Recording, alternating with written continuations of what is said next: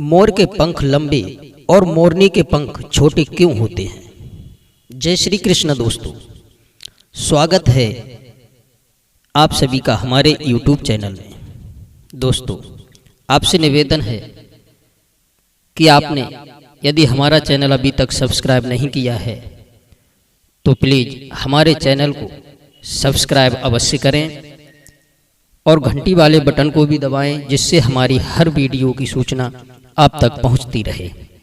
दोस्तों, कि मोर के पंख लंबे और चमकीले क्यों होते हैं और मोरनी के पंख लंबे और चमकीले नहीं होते हैं? ऐसा क्यों है कि मोर के पंख लंबे और सुंदर भी होते हैं और मोरनी के पंख लंबे और सुंदर क्यों नहीं होते हैं? तो जानते हैं इस रहस्य को कि मोर मोरनी के पंखों में इतना अंतर क्यों है। मित्रों, बहुत समय पहले की बात है, किसी नगर में एक गेनरू नामक सेठ रहते थे। वह अपने नगर में सबसे धनी व्यक्ति था। जनजाति के लोग उसे बहुत मानते थे। सभी नगरवासी उसकी सलाह से ही काम किया करते थे। सेठ के एक ही लड़की थी जिसका नाम था जयमाला। जयमाला जितनी सुंदर थी उतनी ही गुणी भी थी। नृत्य में तो उसका कोई मुकाबला ही नहीं कर सकता था। एक बार जयमाला नृत्य के मुकाबले में गई थी। उसी नृत्य मुकाबले में एक लड़का भी भाग लेने के लिए आया था। तभी जयमाला और उस लड़के की मुलाकात उस मुकाबले में हो गई और दोनों ने विवाह करने का निश्चय कर लिया। जनजाति की रीति अनुसार जयमाला के माता पिता ने उन दोनों का विवाह कर दिया। सेठ के कोई पुत्र नहीं था, इसलिए सेठ की सारी संपत्ति की वारिस जयमाला ही थी।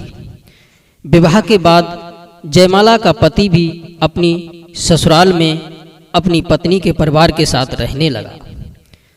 जयमाला के माता पिता अब बूढ़े हो चुके थे। एक दिन सेठ ने जयमाला को बुलाकर अपनी सारी संपत्ति, घर, खेती, धन सब कुछ उसे सौंप दिया।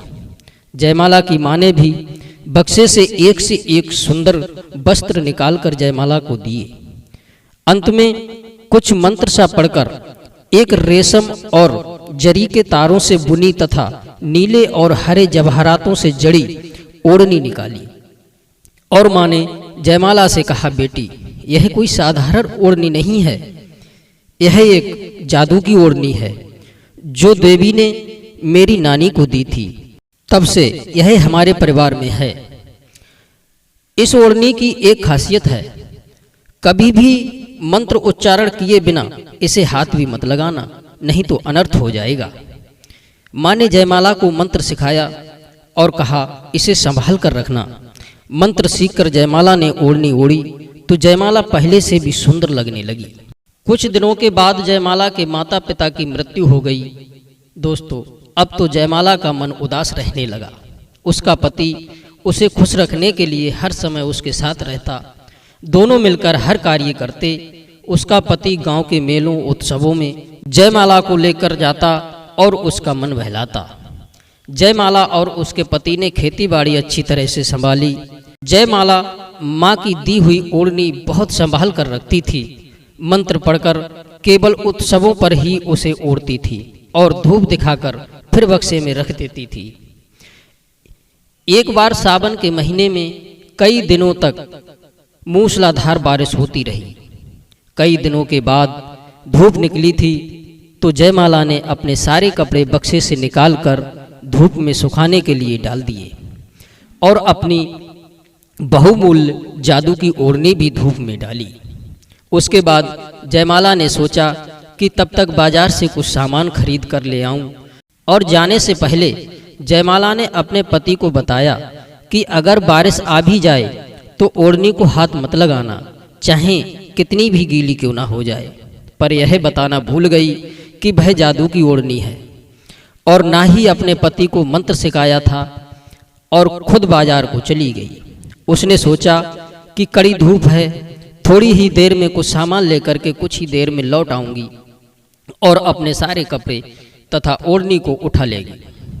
मित्रों, होनी को कोई टाल नहीं सकता। अभी जयमाला ने कुछ ही सामान खरीदा था कि देखते ही देखते आकाश काले बादलों से ढक गया। बादलों की गड़गड़ाहट और बिजली की कड़कड़ाहट के साथ पानी बरसने लगा। उधर जयमाला के पति ने देखा कि कपड़े गीले हो रहे हैं।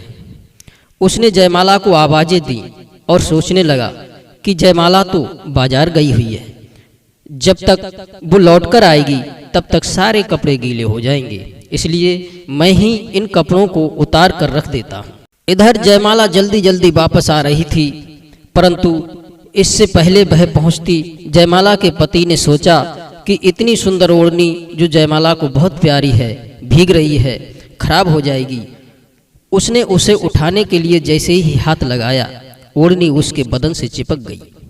धीरे धीरे उसका शरीर बदलने लगा।